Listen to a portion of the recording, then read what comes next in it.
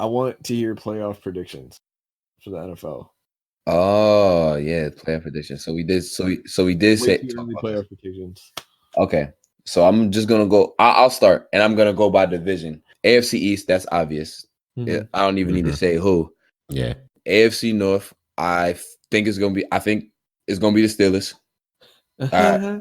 Okay. All right. Well, we'll see. Like we got the archives. So AFC South. Well, it's gonna be tough. I think it's gonna be between Jacksonville and Houston, but I think Houston will find a way to win it. And AFC West, I believe, is gonna be. That's easy. Yeah, the Chiefs. For wild card, I'm thinking the Chargers and the Browns. No order. And then for NFC, I think NFC East, I think Philly. NFC North, Green Bay. No, I lied. Chicago. NFC South, that division is always a toss-up, but I think the Panthers are going to win it. NFC West, that's also going to be another toss-up. And that's the real wild card division. I'm not really sure. But I think the Seahawks, they got a lot better. Yeah, and Russell Wilson is underrated, so maybe they're going to put some respect on my man's name. Right, severely underrated. And then my wild card picks is going to be Dallas and Green Bay. Okay. All right, GT, you can go next. All right, so yeah, AFC East, Patriots. AFC South, I'll take the Texans. I think the Jaguars, if Nick Foles has another great year and the defense, plays how we all think they can, I think they'll contend for it, but they'll fall short. So AFC West, I got the Chiefs winning it again. AFC North, I got the Browns actually winning the division. And then for my two wild cards, it's going to be close, but I think the Chargers will take the wild card. And I think the wild card either comes down between the Steelers and the Ravens. Okay. Then for the NFC East, EAGLES Eagles. NFC South, it's another tough one, but I'm going to go Saints. NFC North, I'll take the... That one's actually low-key tough. Because the Bears lost Fangio to the Broncos, and Fangio was a big part of why they were good last year. But I believe in Mitch Trubisky. I believe in Khalil. Yeah. So Khalil Mack. So I'll go Bears. NFC North, NFC West. I'll take the Seahawks. And for my wild cards, I think one comes out the NFC South, which would be the Falcons, and I think the other one comes out the NFC North, which would be Packers. Packers. Gotcha. Actually, sorry, Vikings, not Packers. Hey, Aaron doesn't make the playoffs? Unfortunately, and that's my guy, but I think 2 years in a row, I don't know. That's tough for me to say, man. Like we've seen what Rodgers can do, how he carries team. But I mean, if that's your prediction, that's your predictions. All right, John, you up. Dirk to Tom Brady's Duncan. Is he a system quarterback? Who knows? Who? Rodgers or Brady? Brady. Oh, Brady's a system quarterback, hands down. I stand by. Oh, you're also a Jets fan. No. Disclaimer. He's still the GOAT. He's the GOAT because of accomplishments. No. He's not the GOAT because no. Don't time try. Out. So he's Time out. You can honestly sit here and tell me that Tom Brady is a better quarterback, talent-wise, than Aaron Rodgers? No, it's Aaron Rodgers is more talented. You can say that about any other quarterback. You compare Aaron Rodgers to any other quarterback. Say that. Okay. Aaron Rodgers is and has been the most talented quarterback in the NFL for the past 8 years. Brady's Duncan.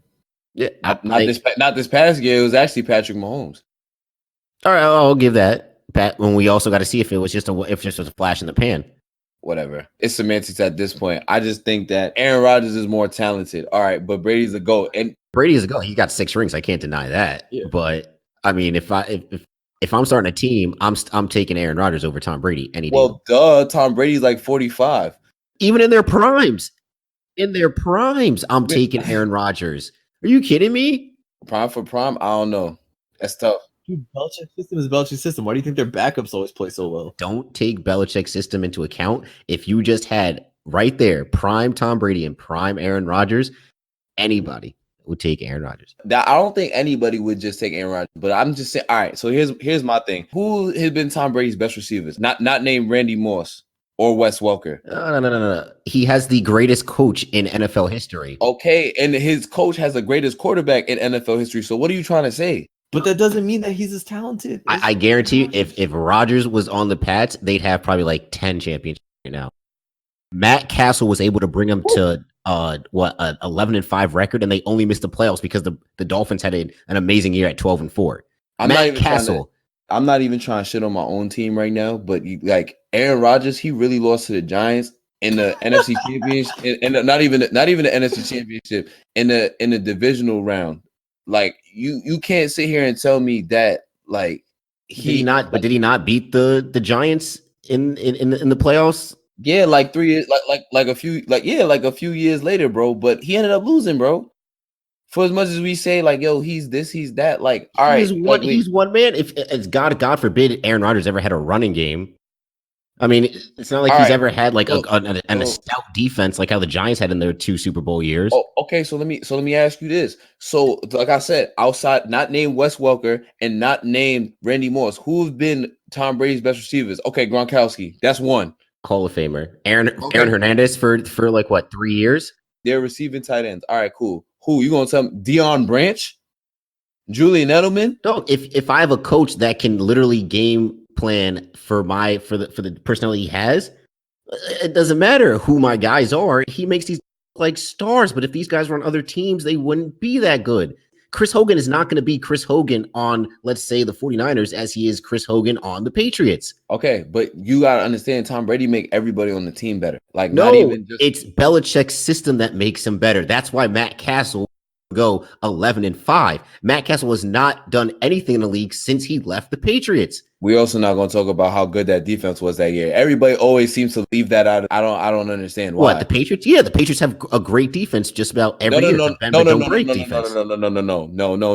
I'm talking about the year when Matt Castle went 11-5 and they just missed the playoffs. Nobody ever talks about how good that particular year that defense was. That was like a top 5 defense in the NFL that year. They usually have a good defense. It's mostly bend but don't break. Not always a top 5 though. Not always a top 5 defense. We talking about good defense versus top 5 defenses. If I can have a top 10 defense or even a top 12 defense, and I have Bill Belichick as my guy, I like my odds. Like the Bills had a top 3 defense last season, and look what happened. They didn't do anything. It's all right. I understand that Tom Brady has dominated that division for as long as he has, and I know it creates some tension and some hate. So I feel you. I'll probably feel the same way about Tom Brady if I was in your position too. John, let's hear your playoff picks. All right, that's wild. All right. AFC East, the Patriots run that shit. The AFC North, the Browns are taking that one. Can't even say I'm super confident anymore because it's the AFC North. But if I had to pick one team, I would say the Browns would most likely going to take that. Okay. AFC South, I think the Texans are going to take that, even without Lamar Miller. Sean and DeAndre, the defense is awesome. Plug and play. AFC West, I mean, you can't plug and play DeAndre Hopkins' hands. Oh no, I'm not talking about DeAndre Hopkins. I'm talking about Lamar Miller. Yeah. AFC West, Chiefs, wild card. I say Ravens and Chargers. Okay, I ain't mad at that. NFC East, Eagles. Like the rest of the division is cheeks. Rebuilding. The Cowboys are just a mess right now. NFC North, I think the Bears are going to take that too. Mm-hmm. NFC South, I give it to the Saints. And then for the West, I see the Rams taking it. And then for the wild card, I see Seahawks and Green Bay. And I think the Seahawks play well. Got you. Yeah, it's interesting. It's interesting how like I also feel like it's difficult to only have one team coming out of the NFC South, but still, you know. Yeah, there's 3 teams there have the ability to win 10+ games this year. Yeah. Well, I mean, yeah, definitely. And then the NFC is just always typically like tougher. I think it's tougher to make it out of NFC than it is the AFC, just for the simple fact that like right now, you got LA, who's gonna be good. We're gonna see what happens with Todd Gurley, of course. Mm-hmm. Seattle's gonna be tough. The Packers are coming back. The Vikings are gonna be probably a good team. The Bears are there. The NFC East is probably the only division where it's like, all right, it's clear cut, probably gonna be Philly. And then the NFC South is like, I just named like 10 teams. Yeah. So somebody's gonna end up being the odd. Well, not somebody, but a few teams are gonna end up being the odd man out. I honestly don't believe in the Panthers. What makes you say that? I just feel like they fell off so much that it's just so wild to me. You know what I mean? Mm. Like, and I feel like they still have good personnel, but like it just seems so out of the blue to me. Where it's just like, all right, they're just not good anymore. Like that's how it went.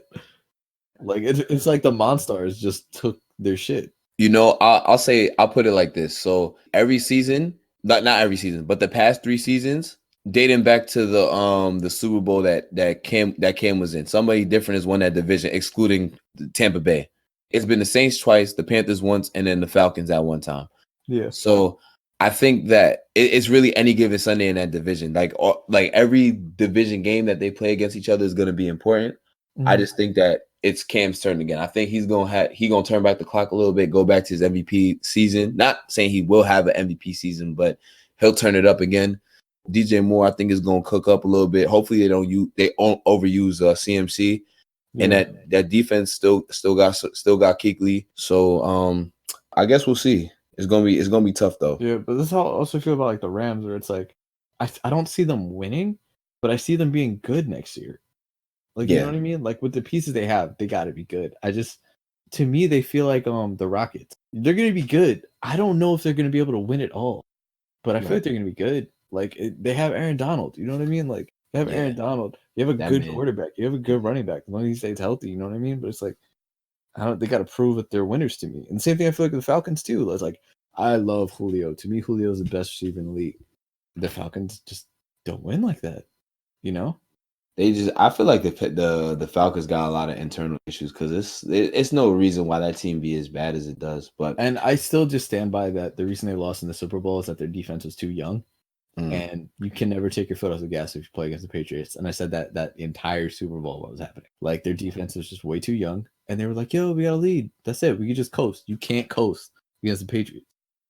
I think it was more so coaching, but that's a different conversation for it.